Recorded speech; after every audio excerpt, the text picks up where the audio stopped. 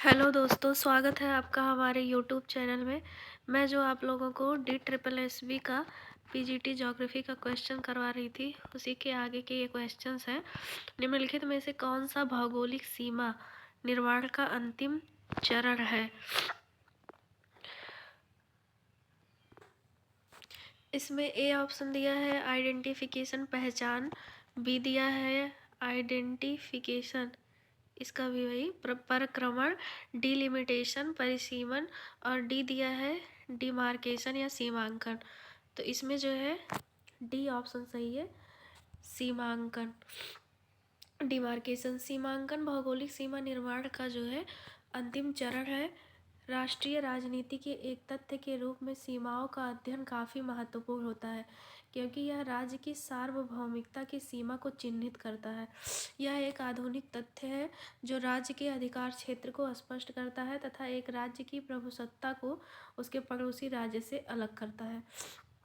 कार्यात्मक अथवा आनुवंशिक योजना के आधार पर सीमा को जो है 4 वर्गों में विभाजित किया गया है, जो निम्नलिखित है।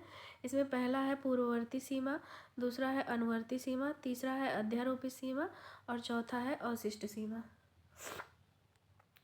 अब अगला क्वेश्चन है कि मैकमोहन रेखा डैश डैश के बीच की सीमा रेखा है। तो इसमें दिया है नॉर्थ अमेरिका और साउथ अमेरिका, दूसरा है इंडिया और चाइना।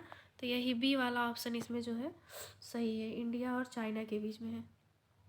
अगला भी आगे का भी ऑप्शन देखते हैं।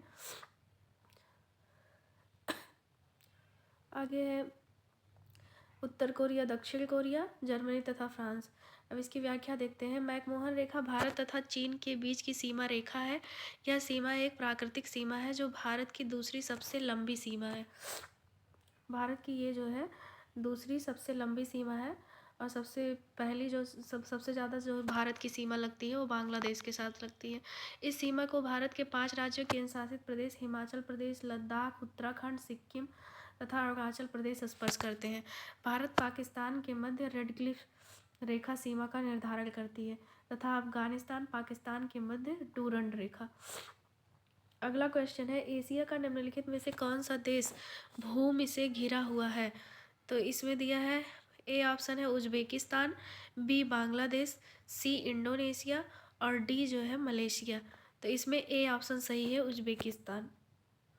ये उज्बेकिस्तान जो है पूरी तरह से भूमि से घिरा है। एशिया का उज्बेकिस्तान देश भूमि से घिरा हुआ है। घिरा हुआ स्थलरुद्ध देश वह देश होते हैं जिनकी सीमाएं सागर या महासागर से नहीं लगती हैं। दक्षिण अमेरिका का बोलीविया तथा पराग्वे स्थलरुद्ध देश हैं। एशिया में इधर जो है पराग्वे लिखा है।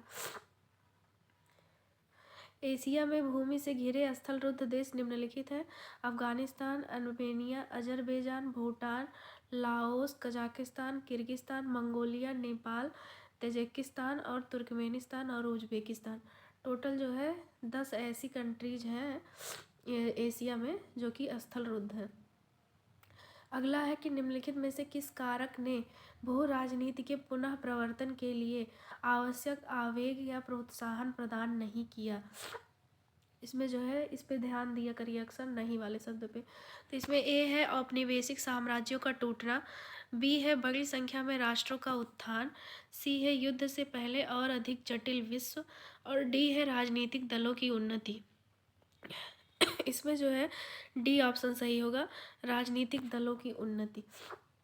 व्याख्या इसकी देखते हैं। राजनीतिक दलों की उन्नति भू राजनीति के पुनः प्रवर्तन के लिए आवश्यक आवेग प्रोत्साहन प्रदान नहीं किया, जबकि औपनिवेशिक साम्राज्यों का टूटना, बड़ी संख्या में राष्ट्र राज्यों का उत्थान तथा विश्व युद्ध से पहले और अधिक जटिल विश्व भू राजनीति के पुनः प्रवर्तन के लिए आवश्यक आवेग प्रोत्साहन करता है। सामरिकता अथवा रणनीति शब्द से शक्ति के प्रयोग करने की कला का बोध होता है, जबकि वैश्विक रणनीति का अर्थ विश्व स्तर पर शक्ति के प्रयोग की कला है। अगला क्वेश्चन है, यह कथन की राजनीतिक सीमाएं राष्ट्रीयताएं स्थापित करने पर ध्यान देती हैं डैश डैश द्वारा दिया गया था। इसमें ए ऑप्शन है रेनहोल्ड नीबुहर, एच कुहन, और सी है जॉन स्टुअर्ट मिल, डी है कार्ल डब्ल्यू देउस। इसमें जो है बी ऑप्शन सही होगा। कोहन ने ये जो है स्टेटमेंट दिया है। राजनीतिक सीमाएं राष्ट्रीयताएं स्थापित करने पर ध्यान देती हैं। यह कथन यच कोहन द्वारा दिया गया था। सीमाओं की प्रकृति, चरित्र तथा कार्य में निरंतर परिवर्तन होते रहे हैं। जैसे जैसे जनसंख्या बढ़ती जा रही है तथा मानव अधिवासों की संख्या बढ़ती जा रही है, वैसे वैसे सरकारों के अधिकार एवं उत्तरदायित्व बढ़ते जा रहे हैं। एस.बी. जोन्स 1959 ने सीमा की संकल्पना के 6 विभिन्न प्रकारों की पहचान की है, जो निम्नलिखित है। 1. प्राकृतिक सीमा, दूसरा राष्ट्रीय, तीसरा साम्राज्यवादी, चौथा संविदात्मक, पांचवा ज्यामितीय और छठवां है राजनीति, शक्ति राजनीतिक। अगला क्वेश्चन है, स्मिथ के अनुसार निम्नलिखित में से कौन सा कल्याण के विभिन्न घटकों का प्रतिनिधित्व करने वाले संकेतकों में से एक नहीं है। इसमें भी नहीं जो है पूछा है। तो ए है मानसिक तथा शारीरिक स्वास्थ्य, बी है सामाजिक व्यवस्था, सी है प्रसन्नता तथा अवकाश और डी है सांस्कृतिक तत्व। तो इसमें जो नहीं है वो डी वाला ऑप्शन है, सांस्कृतिक तत्व। स्मिथ के अनुसार सांस्कृतिक तत्व कल्याण के विभिन्न घटकों का प्रतिनिधित्व करने वाले संकेतकों में से नहीं है, जबकि मानसिक तथा शारीरिक स्वास्थ्य, सामाजिक व्यवस्था तथा प्रसन्नता एवं अवकाश कल्याण के विभिन्न घटकों का प्रतिनिधित्व करने वाले संकेत हैं। भूगोल में कल्याणपरक चिंतन का आरंभ, ये सन बहुत ही इम्पोर्टेंट है, 1970 के दशक के उत्तरार्ध में हुआ। इसके अंतर्गत मानव कल्याण के दृष्टिकोण से मानवीय क्रियाओं तथा प्रतिरूपों की क्षेत्रीय भिन्नता तथा स्थानिक संगठन पर विचार किया जाता है। कल्याणपरक अध्ययन के प्रचार प्रसार में डेविड स्मिथ तथा पॉल नॉक्स का महत्वपूर्ण योगदान है। और ये जो वेलफेयर ज्योग्राफी है, इसमें ये भी कहा गया है, इसका एक स्टेटमेंट है, who gets what, where and how. अगला क्वेश्चन है, मानव भूगोल के विद्यालयों में से एक संभववाद के संदर्भ में निम्नलिखित में से कौन से कथन सही हैं। पहला दिया है, यह सिद्धांत मनुष्य को पर्यावरण में एक सक्रिय एजेंट के रूप में लेता है। तो ये तो सही है पहला। अगला देखते हैं। अगला है कि वाइडाल डिला ब्लास संभववाद के दर्शन के कट्टर समर्थक थे। ये भी सही है। और तीसरा है कि 1920 के दशक में टेलर द्वारा संभववाद की अवधारणा को सामने रखा गया था। ये तीसरा वाला गलत है। तो इसमें जो है पहला और दूसरा सही है, ये ऑप्शन सही होगा। व्याख्या देखते हैं। वाइडाल डिला ब्लास संभववाद दर्शन के कट्टर समर्थक थे। उनके अनुसार मनुष्य के लिए प्रकृति का स्थान एक सलाहकार से अधिक नहीं हो सकता। फ्रांसीसी विद्वान लुसियन फेवरे जो थे, इन्होंने संभववाद शब्द को सर्वप्रथम प्रयोग 1922 में किया था। फेवरे ने संभववाद को विस्तृत व्याख्या अपनी पुस्तक इतिहास की भौगोलिक भूमिका में किया है। यह सिद्धांत मनुष्य को पर्यावरण में एक सक्रिय एजेंट के रूप में लेता है तथा 20वीं शताब्दी के पूर्वार्ध में विकसित फ्रांसीसी विचारधारा जो मानव पर्यावरण संबंध की व्याख्या में मानव प्रयत्नों तथा क्रियाओं को अधिक महत्व देती है। ग्रिफिथ टेलर को नवनियतिवाद का प्रमुख प्रवर्तक माना जाता है। नवनियतिवाद के बारे में जो है ग्रिफिथ टेलर ने दिया था, ये भी इम्पोर्टेंट है। इन्होंने वैज्ञानिक नियतिवाद तथा रुको और जाओ नियतिवाद का प्रतिपादन किया था। अगला क्वेश्चन है, इसमें जो है मिलान करना है। कुछ जो है सिद्धांत दिए हैं और उनके जो है ज्योग्राफर दिए हैं, मिलाते हैं इसको। रिमलैंड जो है, इसमें जो ये रिमलैंड है, ये जो है स्पाइकमैन ने दिया है। हार्टलैंड जो है मैकिंडर ने दिया है। समुद्र शक्ति सी पावर जो है एटी माहन ने दिया है। और एयर वाला जो है ये सेवेरेस्की ने दिया है। ए में तीसरा है और बी में पहला है। ए में तीसरा, बी में पहला, सी में दूसरा। तो मतलब 3, 1, 2। देखते हैं किस ऑप्शन में 3, 1, 2 ए वाले ऑप्शन में है। इसमें जो है ए ऑप्शन सही होगा, ए। अगला देखते हैं क्वेश्चन। इसमें जो है कुछ दिया है, यदि ए, बी तथा सी क्षेत्रीयता के कार्य हैं, जहां ए का अर्थ क्षेत्र तक पहुंच पर नियंत्रण लागू करने के लिए है, बी का अर्थ शक्ति को मृत रूप देना है तथा सी का अर्थ प्रभुत्व के सामाजिक संबंध से ध्यान हटाने के लिए है, तो क्षेत्रीयता की निम्नलिखित में से कौन सी रणनीतियों को सही ढंग से परिभाषित किया गया है। ए एंड सी, सामाजिक प्रतिद्वंद स्पष्ट हो गया है। Social conflict obscured. और दूसरा दिया है कि efficient span of control, A B and C, मतलब नियंत्रण की कुशल अवधि, ए बी सी। और तीसरा दिया है divide and rule, only B, फूट डालो तथा शासन करो, केवल बी। तो इसमें जो है बी ऑप्शन सही है, ओनली वन, बी सही है, ओनली वन। इसकी व्याख्या देखते हैं। यदि ए बी तथा सी क्षेत्रीयता के कार्य हैं, जहां ए का अर्थ क्षेत्र तक पहुंच पर नियंत्रण लागू करने के लिए है, बी का अर्थ शक्ति को मृत रूप देना है तथा सी का अर्थ प्रभुत्व के सामाजिक संबंध से ध्यान हटाने के लिए है, तो क्षेत्रीयता की सामाजिक प्रतिद्वंद अस्पष्ट हो गया है। ए तथा सी रणनीतियों को सही ढंग से परिभाषित किया गया है। अगला क्वेश्चन है, निम्नलिखित में से कौन संचयी वायुमंडल आपदा की श्रेणी में आता है? तो इसमें जो है हीट वेव दिया है, अर्थक्वेक दिया है, और यूट्रोफिकेशन दिया है, और न्यूक्लियर वार दिया है। तो इसमें जो है ए वाला ऑप्शन सही होगा, हीट वेव। गर्भ तरंगे संचयी वायुमंडल आपदा की श्रेणी में जो है आती हैं। इसके अतिरिक्त बर्फानी तूफान, सूखा, पाला, लू आदि वायुमंडलीय आपदा के अंतर्गत आते हैं, जबकि भूकंप भौमिक आपदा की श्रेणी में आता है। संचयी का मतलब which of the following falls under the category of cumulative atmospheric disaster. तो इसमें जो है हीट वेव होगा। प्राकृतिक प्रकोप पारिस्थितिकी तंत्र को संतुलित करने के लिए पृथ्वी की नैसर्गिक प्रणाली के उत्पाद हैं। ये प्राकृतिक प्रक्रियाओं के भाग हैं। हमारा ध्यान इनकी ओर तभी आकृष्ट होता है जब इनकी आवृत्ति और तीव्रता में वृद्धि से तबाही होने लगती है। भूकंप, सुनामी, बाढ़, चक्रवात, सूखा, भूस्खलन आदि ऐसे ही प्राकृतिक प्रकोप हैं जिनसे भारतीय क्षेत्र प्रभावित होता है।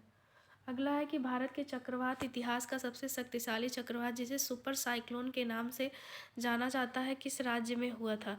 तो इसका सही ऑप्शन है डी, उड़ीसा। भारत के चक्रवात इतिहास का सबसे शक्तिशाली चक्रवात, जिसे सुपर साइक्लोन के नाम से जाना जाता है, उड़ीसा राज्य में आया था। मानसूनी मौसम के दौरान चक्रवात 10 डिग्री से 15 डिग्री उत्तर अक्षांशों के बीच पैदा होते हैं। बंगाल की खाड़ी में चक्रवात ज़्यादातर अक्टूबर और नवंबर में बनते हैं। यहाँ ये चक्रवात 16 डिग्री से 21 डिग्री उत्तर तथा 92 डिग्री पूरब देशांतर से पश्चिम में पैदा होते हैं, परंतु जुलाई में यह सुंदरवन डेल्टा के करीब 18 डिग्री उत्तर और 92 डिग्री पूर्वी देशांतर से पश्चिम में उत्पन्न होते हैं। अगला है, किसी विशेष समुदाय या समूह की किसी विशेष आपदा के प्रति संवेदनशीलता का विचार होता है। इसमें दिया है regional vulnerability, social vulnerability, global vulnerability और फिजिकल वल्नरेबिलिटी। तो इसमें जो है बी ऑप्शन सही होगा, सोशल वाला, मतलब ये सामाजिक अरक्षितता है। किसी विशेष समुदाय या समूह की किसी विशेष आपदा के प्रति संवेदनशीलता का विचार सामाजिक अरक्षितता का होती है। विभिन्न प्रकार के नुकसानों के अनुसार भेद्यता को शारीरिक, आर्थिक, सामाजिक तथा पर्यावरणीय भेद्यता के रूप में परिभाषित किया जा सकता है। पर्यावरणीय भेद्यता के अंतर्गत पर्यावरण, वनस्पति जीव, पारिस्थितिकी तंत्र, जैव विविधता आदि को शामिल किया जाता है, तथा आर्थिक भेद्यता के अंतर्गत परिसंपत्तियों और जो है प्रक्रियाओं, इन पर खतरे के संभावित प्रभाव को देखा जाता है, जैसे व्यापार में रुकावट हो जाना, द्वितीयक प्रभाव जैसे बढ़ी हुई गरीबी और नौकरी छूटना आदि। अगला है कि भूकंप से संबंधित प्रत्यास्थ प्रतिक्षेप इलास्टिक रिबाउंड सिद्धांत किसके द्वारा प्रतिपादित किया गया था? तो ये एच.एफ. रीड हो गए। देखते हैं, हाँ इसमें बी ऑप्शन सही होगा, एच.एफ. रीड। व्याख्या देखते हैं इसका। भूकंप से संबंधित प्रत्यास्थ प्रतिक्षेप इलास्टिक रिबाउंड सिद्धांत एच.एफ. रीड द्वारा प्रतिपादित किया गया था। इस सिद्धांत के अनुसार भूकंपों की यांत्रिक रचना शैलों के लचीलेपन पर निर्भर करती है। भूगर्भ की शैलें रबड़ की भांति लचीली होती हैं, जिस कारण उनमें बढ़ने तथा घटने के गुण होते हैं। जब किसी स्थान के शैलों पर तनाव बढ़ता है तो वे तनाव अथवा खिंचाव के कारण मुड़ जाती हैं, परंतु जब तनाव शैलों के लचीलेपन की सीमा से बढ़ जाता है तो शैलें मुड़ती नहीं हैं बल्कि टूट जाती हैं। इससे चट्टान टूटकर दो भिन्न खंडों में विभाजित हो जाता है और उन खंडों के बीच एक दरार पड़ जाती है। दरार के दोनों ओर के चट्टान का तनाव समाप्त हो जाता है। चट्टान के दोनों खंड अपने स्थान पर आने का दोनों ओर के चट्टान का तनाव समाप्त हो जाता है और चट्टान के दोनों खंड अपने स्थान पर आने का प्रयास करते हैं।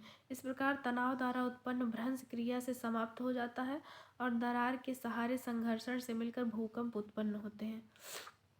अगला क्वेश्चन है कि भारतीय मौसम विज्ञान विभाग के अनुसार सूखा तब होता है जब औसत वार्षिक वर्षा सामान्य वर्षा से डैश डैश होती है। तो इसमें जो है डी ऑप्शन सही होगा। 75% से जब कम वर्षा होती है तो उसे जो है सूखाग्रस्त एरिया कहा जाता है। भारतीय मौसम विज्ञान विभाग के अनुसार सूखा तब होता है जब औसत वार्षिक वर्षा सामान्य से 75% कम होती है। सूखे की तीव्रता के आधार पर निम्नलिखित क्षेत्रों में इसे बांटा गया है। अत्यधिक सूखा प्रभावित क्षेत्र जैसे अपने इंडिया में राजस्थान में ज़्यादातर भाग है, विशेषकर अरावली के पश्चिम में स्थित मरुस्थलीय और गुजरात का कच्छ क्षेत्र अत्यधिक सूखा प्रभावित है। अगला है अधिक सूखा प्रभावित। इसके अंतर्गत राजस्थान के पूर्वी भाग, मध्य प्रदेश के ज़्यादातर भाग, महाराष्ट्र के पूर्वी भाग, आंध्र प्रदेश के आंतरिक भाग, कर्नाटक का पठार, तमिलनाडु के उत्तरी भाग तथा झारखंड के दक्षिणी भाग आते हैं। तीसरा है मध्यम सूखा प्रभावित। इसके अंतर्गत राजस्थान का उत्तरी भाग, उत्तर प्रदेश के दक्षिणी जिले, झारखंड, तमिलनाडु में कोयम्बटूर पठार और आंतरिक कर्नाटक शामिल है। अगला क्वेश्चन है गतिविधि की गति के आधार पर किस खतरे को धीमा आक्रमण ऑनसेट खतरा माना जाता है। देखते हैं इसमें ए दिया है सूखा, बी दिया है लावा फ्लो, सी दिया है टॉर्नेडो और डी दिया है सुनामी। तो इसमें जो है ये सूखा होगा। सूखे को ये भी कहा जाता है कि इसका कोई मतलब आरंभ और अंत नहीं पता चलता है। गतिविधि की गति के आधार पर सूखा खतरे की धीमी आक्रमण ऑनसेट खतरा माना जाता है। सूखा ऐसी स्थिति को कहा जाता है जब लंबे समय तक कम वर्षा, अत्यधिक वाष्पीकरण और जलाशयों तथा भूमिगत जल के अत्यधिक प्रयोग में भूतल पर जल की कमी हो जाए। सूखे को निम्नलिखित प्रकारों में विभाजित किया जा सकता है, जैसे मौसम विज्ञान संबंधी सूखा, कृषि सूखा, जल विज्ञान संबंधी सूखा और पारिस्थितिकी सूखा। अगला क्वेश्चन है कैरिबियन समुद्र में मार्टिनिक द्वीप पर माउंट पेली विस्फोट किस वर्ष हुआ था जिसमें लगभग 28,000 लोग मारे गए थे। तो इसमें जो है बी ऑप्शन सही है, 1902 में। कैरिबियन समूह में जो मार्टिनिक द्वीप है इस पर जो माउंट पेली विस्फोट 8 मई 1902 में हुआ था। इसमें लगभग 29,000 से अधिक लोग मारे गए थे। यह एक ज्वालामुखीय विस्फोट था। यह लेसर अंतरीप का हिस्सा है जहाँ पर उत्तरी अमेरिकन प्लेट कैरिबियन प्लेट के नीचे छेदित होती है, मतलब उसके नीचे जाती है। निम्नलिखित में से कौन सा चक्रवात की आँख के अभिलक्षणों में से एक नहीं है। तो इसमें दिया है scarcity of rain, generally dry, winds are feeble और डी दिया है एक्सट्रीमली मॉइस्ट। तो ये सब तो एक जैसे ऑप्शन है। ए वाला बारिश की कमी होती है, इसी वजह से यहाँ पर आमतौर पर सूखी जगह होती है। तीसरा दिया है पवन छेड़, मतलब हवाएं धीमी गति से चलती हैं। तो इसमें से पूछा है कौन सा एक नहीं है, ये तीनों एक जैसे हैं, तो यही डी वाला ऑप्शन होगा, मतलब यहाँ पर जो है अत्यधिक नमी नहीं होती है। देखते हैं इसकी व्याख्या।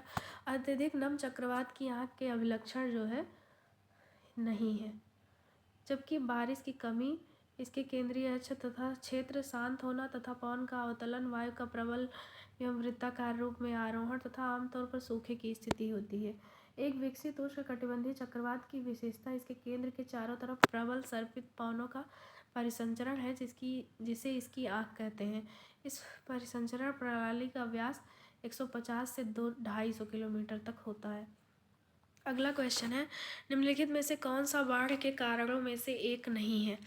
इसमें दिया है ए दिया है ऊर्ध्वाधर में पवन अपरूपण, बी है बड़े पैमाने पर वन कटाई, सी है नदियों के अत्यधिक लहरदार तथा विसर्पी मार्ग और डी है दोषपूर्ण कृषि कार्य प्रणालियाँ।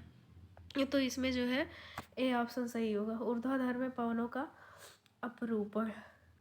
व्याख्या इसकी बाढ़ के आने में पवन का ऊर्ध्वाधर अपरूपण प्रमुख कारण नहीं है, बल्कि बड़े पैमाने पर बल्कि बड़े पैमाने पर वन की कटाई, नदियों के अत्यधिक लहरदार तथा विसर्पी मार्ग, दोषपूर्ण कृषि कार्य प्रणालियाँ, लंबे समय तक तेज बारिश तथा जमीन का अंतःस्पंदन, इन्फिल्ट्रेशन दर में कमी आना, अधिक मृदा अपरदन इत्यादि बाढ़ आने के प्रमुख कारण हैं।